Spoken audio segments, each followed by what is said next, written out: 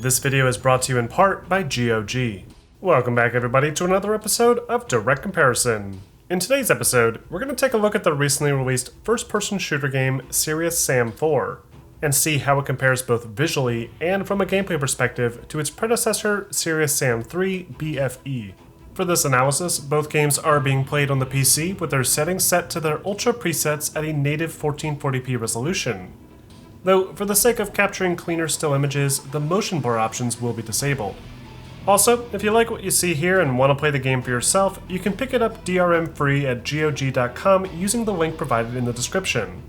And if you're one of the first 500 people to use that link, you'll also get a bonus free code to Serious Sam the First Encounter.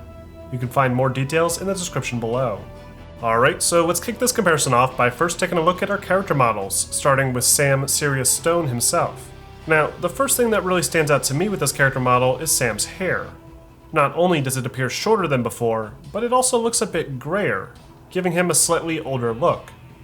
And this is odd as Serious Sam 4 is supposedly a prequel to Serious Sam 3. Sam also doesn't have quite as many visible scars along his face, and his upper lip no longer protrudes weirdly from his face like before. You also notice that his t-shirt has been updated, with new visible buttons along the collar and much higher resolution textures that look significantly better when playing at Ultra HD resolutions. And this high quality texture enhancement is something we're going to see a lot more of throughout this comparison, as this game was clearly built to take advantage of higher end displays more commonly available today. Now, the characters in the game still don't look amazing. The shadowing is lacking and the animations still feel noticeably low budget. But it's an aspect of the visual design that's easy to ignore considering you'll spend about 99% of your time looking down the barrel of a gun at hundreds of wacky alien enemies. All the enemies from the previous Serious Sam games return for this latest entry, including Gnars, soldiers, biomechs, and of course the beheaded kamikazes. And they've all been given a huge makeover, sporting similar Ultra HD textures to Sam. Some of the enemies, like the biomechs, have even been redesigned to appear more alien-like, with big tentacles replacing their typical pronounced jawline and exposed brain tissue.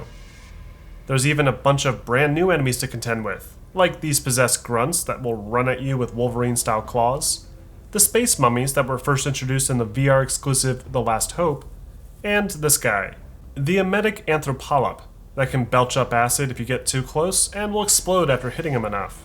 Next, let's check out some of the available weapons, starting with the tried and true Desert Eagle. The Deagle, from a gameplay perspective, remains unchanged from Serious Sam 3. It has infinite ammunition, and still packs a decent punch, capable of one-shotting most weak enemies with a headshot. But Serious Sam 4's version of this gun does look a little bit different, with a new chrome finish, different iron sights, and some higher res textures. But it's the firing animation that I found most interesting. Unlike Serious Sam 3's short and simplistic firing animation, Serious Sam 4's Deagle feels like it has some real power behind it now. The gun kicks up higher and at a steeper angle, allowing players to see the next round being chambered. Additionally, it seems Serious Sam 4 also renders the bullets in midair this time, suggesting that the game may finally be abandoning the old hit scan method for its combat. However, there are a few problems with this animation that I wanted to point out. First, the bullet leaves the barrel before the muzzle flash appears, which looks a little bit off. I think technically this is supposed to happen, but the delay between the two effects still seems a bit too high. You also can no longer see the bullet casing eject after firing, despite it working before in Serious Sam 3. Next, we have the pump shotgun. Like with the Deagle, this gun handles the same but has a completely new look to it. The pump handle is now an aged wood finish, the side saddle has been removed, and there's now a new extended rail on the top. But the best change with most of these weapons is the increase to the texture resolution. The double barrel shotgun, for example, has roughly the same design as before, though the increased texture resolution has allowed the developers to incorporate much finer details, like etchings along the barrel and the wood stock. The rocket launcher, that previously had a lot of muddy texture work, is now much more impressive, and the firing animation appears to similarly be more complex, with pieces around the barrel extending when firing a rocket, as opposed to before where the whole launcher just kicked back on the screen.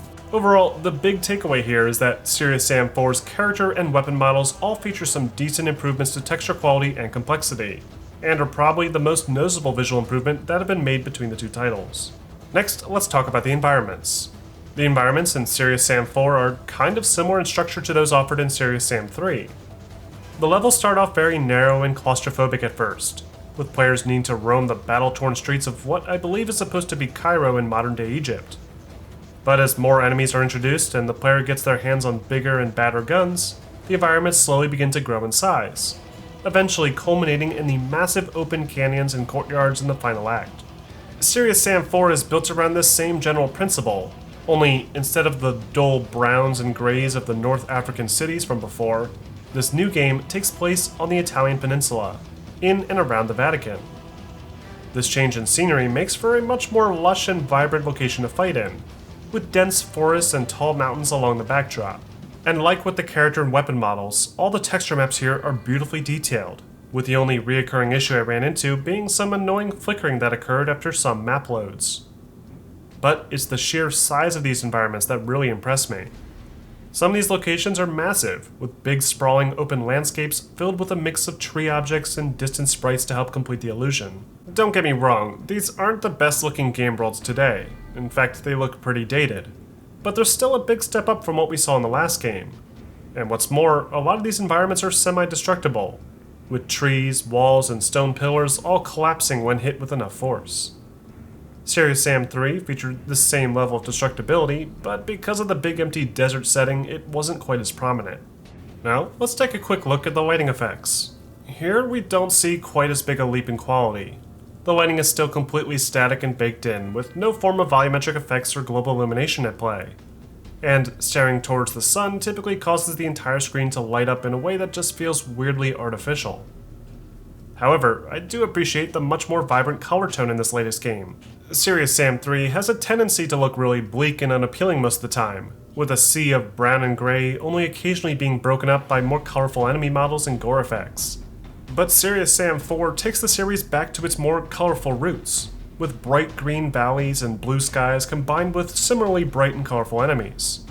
And all the additional dynamic lighting effects from things like enemy lasers and fireballs help to enhance each major battle further. But as far as the actual lighting techniques at play here go, Serious Sam 4 isn't that much better than its predecessor. Shadows also have seen very few improvements.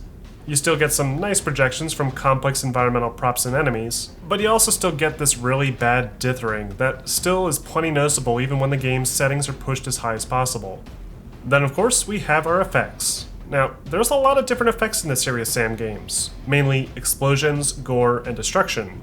And it looks like this newest entry borrows a lot of those same effects created for Serious Sam 3. Dirt still kicks up with big textured particle effects, and enemies break apart the same way each time, depending on the weapon used. The explosions, on the other hand, have been tweaked a little bit.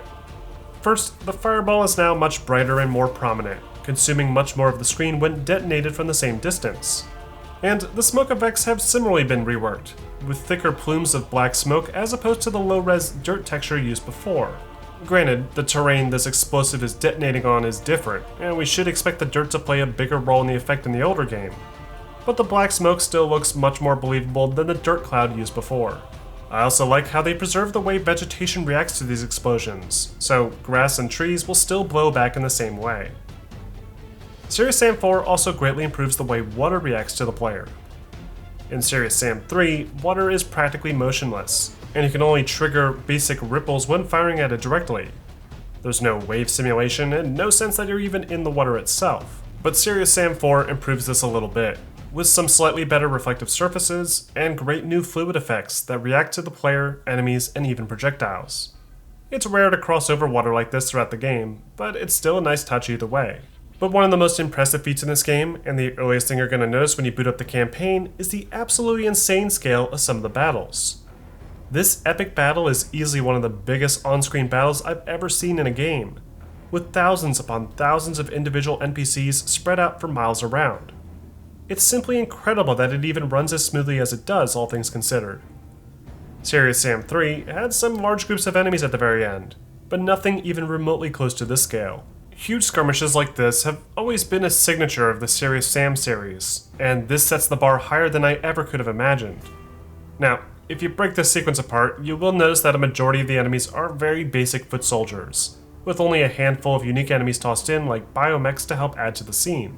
You'll also notice that only the frontline soldiers will actually fire their weapons, which minimizes the amount of necessary rendered particles at any one time.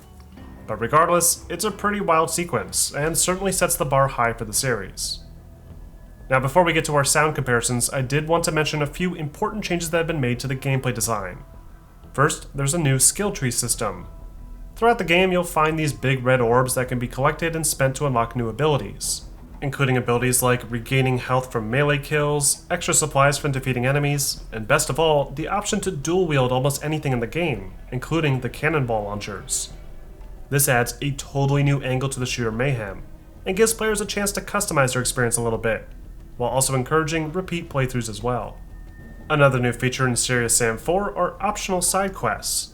These will appear occasionally as you progress through the world, and are often small detours off the main path that feature unique enemy configurations and rewards. That feels a little out of place for a Serious Sam game, but like the skill tree, it does provide a bit more incentive to retry levels. Other new features include new weapons, new enemies, and to help traverse the larger environments, rideable vehicles, including a motorcycle and a gigantic mech suit that can be used to completely decimate the alien horde. Sadly, the game's multiplayer mode in its current state is pretty limited. There's no deathmatch options, and the co-op has been scaled back to only 4 players. But the developers have expressed interest in expanding on this aspect of the game at a later date. Finally, let's wrap up with a brief sound comparison. Which game do you think has the better overall sound quality?